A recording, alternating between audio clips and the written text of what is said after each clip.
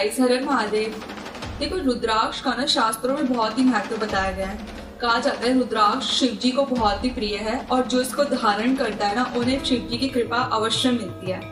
तो रुद्राक्ष के प्रकारों का वर्णन शिव पुराण की विद्वेश्वर संहिता के 25वें अध्याय में किया गया है। उसमें यह बताया गया कि रुद्राक्ष को 3 प्रकारों से बांटा गया। एक तो आकार के आधार पर, दूसरा जाति के आधार पर और तीसरा मुखों के आधार पर। आकार के आधार पर यह बताया गया है कि रुद्राक्ष का जो साइज है, जितना छोटा होगा ना, वो उतना ही लाभकारी होगा। जाति के आधार पर यह बताया गया है कि ब्राह्मण जाति को सफेद रंग का रुद्राक्ष पहनना चाहिए और जो क्षत्रिय जाति होती है उन्हें गहरे लाल रंग का रुद्राक्ष पहनना चाहिए और जो वैश्य जाति होती है उन्हें पीले रंग का रुद्राक्ष पहनना चाहिए और शूद्र जाति को काले रंग का रुद्राक्ष धारण करना चाहिए। मुखों के आधार पर यह बताया जाता है कि रुद्राक्ष 1 मुखी से लेकर 14 मुखी तक होते हैं। तो इन जो 1 से लेकर 14 मुखी तक सभी जो रुद्राक्ष है, इनके जो फल है वो अलग अलग है।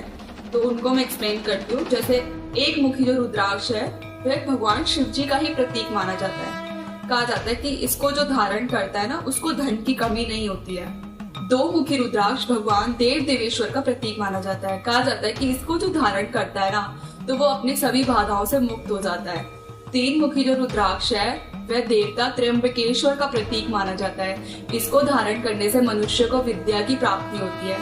4 मुखी जो रुद्राक्ष होता है वह स्वयं साक्षात ब्रह्मा जी का ही स्वरूप माना जाता है। इसमें कहा जाता है कि मनुष्य जब इसको धारण करता है तो वह धर्म, कर्म और मोक्ष, इन सब चीजों को प्राप्त कर लेता है। 5 मुखी जो रुद्राक्ष है वह कालाग्नि देव का स्वरूप माना गया है। कहा जाता है कि जो इसको धारण करता है ना, तो वो मतलब उसकी संपूर्ण इच्छा जो है वो पूरी हो जाती है, क्योंकि ये समस्त इच्छाओं की पूर्ति करने वाला होता है। 6 मुखी जो रुद्राक्ष है वह भगवान कार्तिकेय का प्रतीक माना जाता है। कहा जाता है कि इसको अगर अपने आप राइट हैंड में, दाहिने हाथ में धारण करते हैं तो जो वो मनुष्य होता है वो अपने सभी पापों से मुक्त हो जाता है।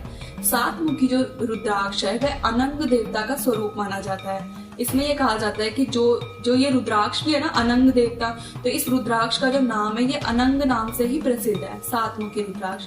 और जो इसको धारण करता है तो वो दरिद्र प्राणी भी ऐश्वर्यशाली हो जाता है, उसमें एक अलग ही चमक दिखने लगती है। 8 मुखी जो रुद्राक्ष है वह अष्टमूर्ति भैरव जी का ही स्वरूप माना जाता है। इसमें ये कहा जाता है इसको धारण करने से मनुष्य दीर्घायु होता है और उसकी मतलब जो मरने के बाद भी वह शिव जी की शरण में जाता है। और 9 मुखी जो रुद्राक्ष है वह कपिल देव का स्वरूप है और माता नव दुर्गा का स्वरूप माना जाता है। इसमें यह कहा जाता है कि इसको धारण करने से मनुष्य सर्वेश्वर हो जाता है।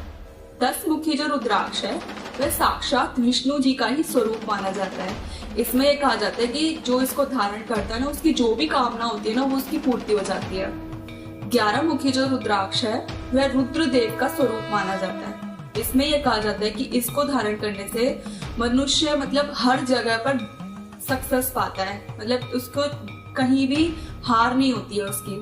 12 मुखी जो रुद्राक्ष है वह आदित्य देव का ही स्वरूप माना जाता है। इसको धारण करता है वह मनुष्य आरोग्य हो जाता है, वह मतलब रोग से मुक्त हो जाता है। 13 मुखी जो रुद्राक्ष है वह विश्व देवों का स्वरूप माना जाता है। इसमें यह कहा जाता है जो इसको धारण करता है ना, वह मनुष्य बहुत ही सौभाग्यशाली बनता है।